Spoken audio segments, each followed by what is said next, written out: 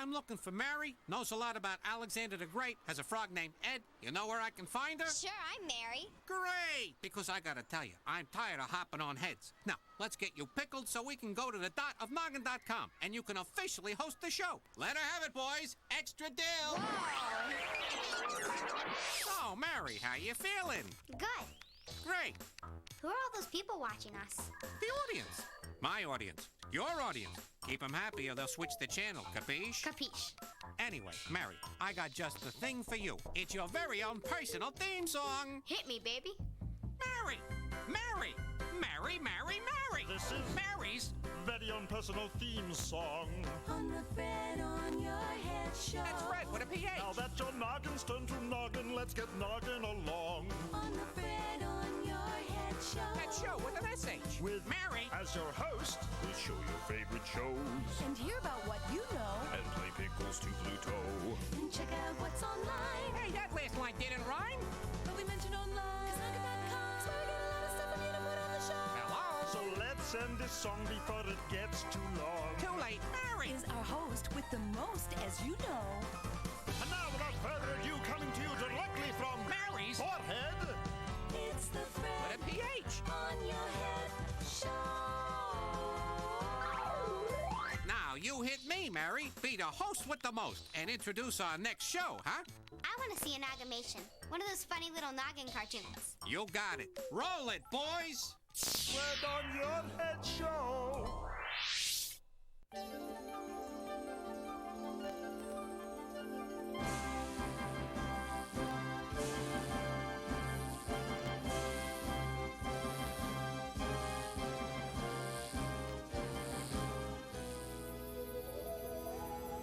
I'm going to the store to get a quart of milk. Okay. Okay. Where's Uncle Will, children? You went to the store. To get a quart of milk. What's a quart of milk? Perfect game is coming to bat. Find Uncle Will!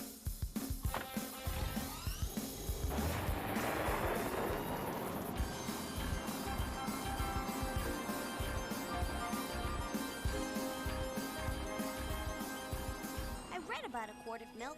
It comes from cows. I thought that was steak. That too. Where do cows come from?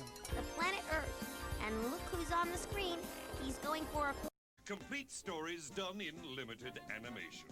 Today's exasperating episode entitled Do Not Fold Spindle or Tape begins with our hero working on a mathematical supposition. Aha! My proof proves to be the proof of the pudding as far as Fermat's last theorem is concerned. I have proved that it was definitely Fermat's last theorem. A phone call. It could be from the President of the United States. It could be an ex-governor of Arizona trying to sell Dirk a used car. Hello, Dirk Niblick of the Math Brigade. Or it could be his mother. Hello, Mommy dearest. I haven't heard from you in nearly 8 minutes. What's that? You say you just got back from a baseball game. Oh, I didn't realize you were a fan of our national pastime. You're not. You just like baseball. I see. You say your team won the game 7-0.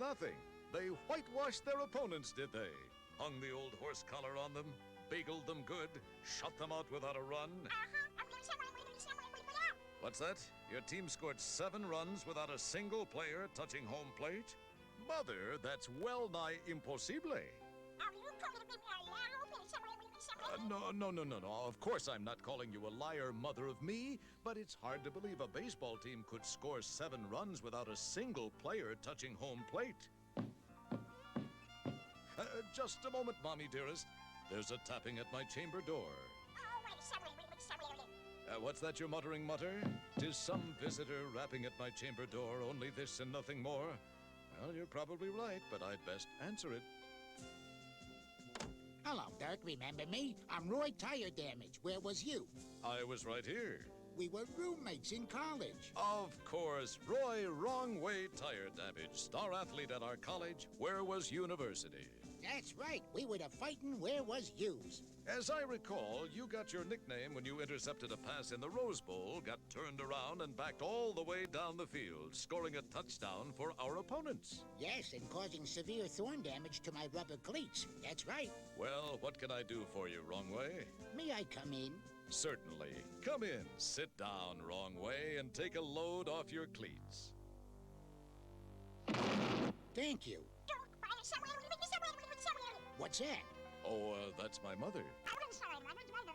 Gee, she looks just like my telephone. Oh, I mean, she's on the phone. You have a very tiny mother. Mother, I'll have to call you back in a few minutes. Now then, Wrong Way, what can I do for you? Well, Sir Lieutenant, you were always pretty smart in school, especially in mathematics. Oh, well... Don't be modest. You even helped me through a couple of tough classes, remember? Oh, I guess perhaps. You even showed me how to print my name. Did I really? Uh-huh. And on the test, I got 60% of it right. I'm sure you didn't come here to wool gather, Wrong Way. No, I didn't. I came because I just bought some blank audio tape cassettes. Blank cassettes, eh? Don't tell me you came here to listen to them, right? No, I bought them to record my thoughts, and I think the man who sold them to me cheated me out of my money. And as the two old college roomies talked, in another part of town, this scene was being played out on the canvas of life. Let's have the deal once again. I said, use me buy 3 tapes at 60 minutes each for $3.95, or 2 tapes of 90 minutes each for $2.95. Very well. I'll have the 2 90-minute tapes. I wouldn't if I was you, Toots. 360s is a much better deal. It is? Would I kid a dowager? And back in Dirk's HQ, Wrong Way Tire Damage was just concluding his story. And he kept pressuring me and told me to hurry up, and so I bought the 3 60-minute tapes. I see. Did you try to buy the 2 90-minute tapes? Uh-huh, but he said it wasn't a good deal. He told me to buy the 60s. This was his offer. Dirk decided to write the problem down to help him think about it more clearly. 3 60-minute tapes for $3.95, 2 90-minute tapes for $2.95. Yep, that was his offer. 3 60s for $3.95 or 2 90s for $2.95. Don't your ma yell at you for writing on the walls? Do you see the error in your thinking, Wrong Way? Yeah, there's plenty of air in my thinking. I got a whole head full of it. So, boys and girls, and any puppies or kittens that may be viewing, Dirk thinks he has found the answer to this problem. Have you spotted it? What is wrong with this proposition? Puzzle it out. Use your noodles. We'll be back in a cliche. The dot of noggin.com. Hi, I'm Mary. And I'm in the dot of noggin.com, and I'm in the dot of noggin.com, and I'm in the dot of noggin.com. Check this out. Phred on your head.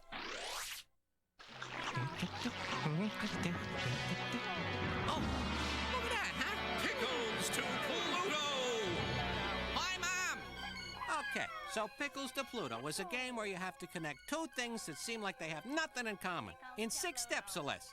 It's easy. Check it out. Hi, I'm Lenore. This is my hair to hamster. Hair is soft. Mm-hmm. Soft feels nice. Mm-hmm. Nice is cute. Mm-hmm. Hamsters are cute. Okay. That was my hair to hamsters. That was fantastic with a PH. Maestro, my dot, please. For all those connecting people out there, here's what you gotta know. Go to the dot of noggin.com and play Pickles to Pluto. Noggin du jour. She speaks French. She knows a lot about Alexander the Great. She likes asparagus, but loves Brian from the Backstreet Boys. Ladies and gentlemen, she's today's host of the Phred on Your Head show, Mary.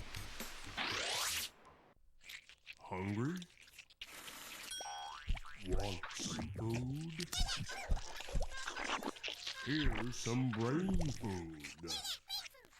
Noggin presents The very first can opener, invented in 1858, 50 years after the invention of the tin can. So how did people open canned foods during all that time? With bayonets, pocket knives, or even guns. In fact, when British explorer Sir William Parry went on his Arctic expedition, he took with him a can of veal which bore the instruction, cut round on the top with a chisel and hammer. It wasn't until 1858 that one Ezra J. Warner of Waterbury, Connecticut, invented the official can opener.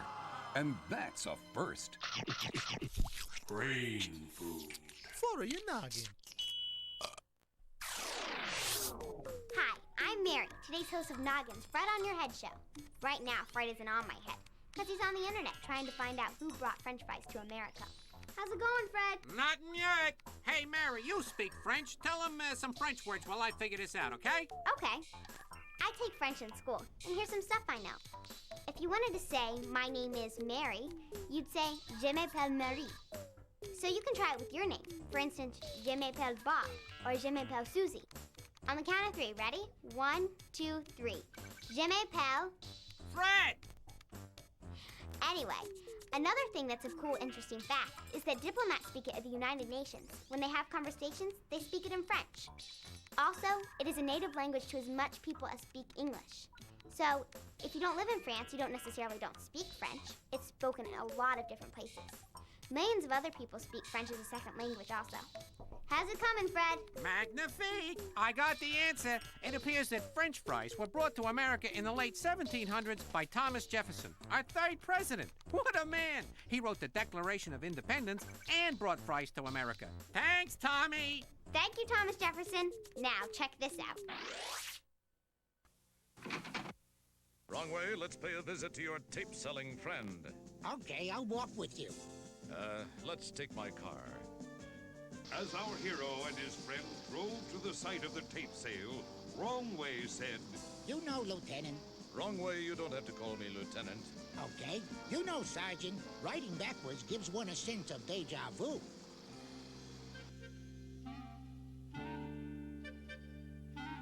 I'm interested in your audio tapes. Word of mouth is spreading. Now, open mouth is spreading. I'd like to buy 2 90-minute tapes for $2.95. You'll get a much better deal if you buy 3 tapes. 3 is better than 2. Not necessarily, and I want to buy 2 90-minute tapes. Well, the truth is, I'm, out of 90-minute tapes. Yes, the truth is you never had any 90-minute tapes, did you? Well, actually... This is bait-and-switch advertising, and it's unethical. Perhaps, but it's profitable. What's bait and switch mean, Corporal? They use a good deal as the bait to get you interested. And then they switch the deal at the last minute. That's how it works, all right. 3 60-minute tapes give you a total of 180 minutes of recording time. That's the same amount you get from 2 90-minute tapes. 180 minutes. Right, only he didn't have any 90-minute tapes to sell you. You're a bad person, Mr. Blank Audio Cassette Salesman. I'm semi-ashamed. Here's your money back, and keep the tapes. I'll have the Better Business Bureau deal with you. And if that don't help, we'll get the Best Business Bureau. Thanks for your help, Dirk. Anytime, Wrong Way. Remember to look back both ways when crossing the street. And also, Wrong Way, you have to be careful when you're buying products from people. Really, you've got only yourself to blame. Ah, stop preaching, Niblick.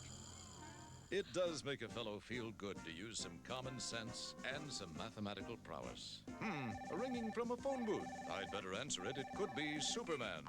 Hello? I see. What's that? Oh, the problem. Right. Yes, you said your baseball team won a game 7-0 without a single player touching home plate. All right, Mother. How did they do it? Oh, all the players who scored the runs were married, not single. Oh, that's very funny, Mommy. You little minx. Bye-bye, Mommy dearest. Satisfied that he had done a pretty zippy job, Dirk decided to take the rest of the day off and hide. Hi, I'm Mary, the Noggin du jour. And I know a cool fact about Alexander the Great. He was a general in the Mediterranean area, and he fought in many battles to conquer land. And he won them all. But he didn't die in a battle. He died of drinking bad water. Bad water. You didn't know that, I bet, but now you do, so check this out. Phred on your head!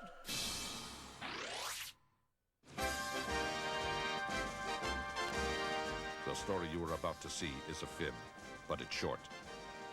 The names are made up, but the problems are real. It was Tuesday, 4:46 p.m., and openings were happening all over NYC. The mayor cut the ribbon and reopened the refurbished Williamsburg Bridge, where he was heard to say, "And, let me off of here." Jacques Cousteau was in town to open the part of the FDR Drive that's always underwater, where he was heard to say, "Glibba, glibba, glibba." And Betty Davis was in town to open Staten Island's newest landfill, where she was quoted as saying, "What a dump." We were working the day watch out of MathNet. My partner is George Frankley. The captain is Joe Greco. My name is Monday. I'm a mathematician. Things were slow at MathNet HQ, or at least they were until an old college chum paid a visit. She was a dear friend who had gone into showbiz and was about to open in a musical comedy on Broadway called Anything Went. She dropped by the office to give me complimentary tickets to her opening. I should have realized there's no such thing as a free ticket. Watch, this is what happened. Hi, Catherine. Eve, this is my partner, George. Frankly, MathNet.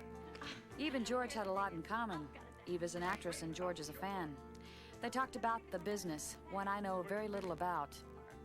This show is capitalized at $4 million. $4 million? Uh-huh. Who invests money like that? Angels. We learned that the star of the show, a not-so-young actress named Lauren Bachanal, had put up $2 million of her own money and then borrowed the rest, so to speak. The people who invested the other $2 million only got 15% of the show. That seemed like a big gamble, but then Eve explained. The theater seats 1,000.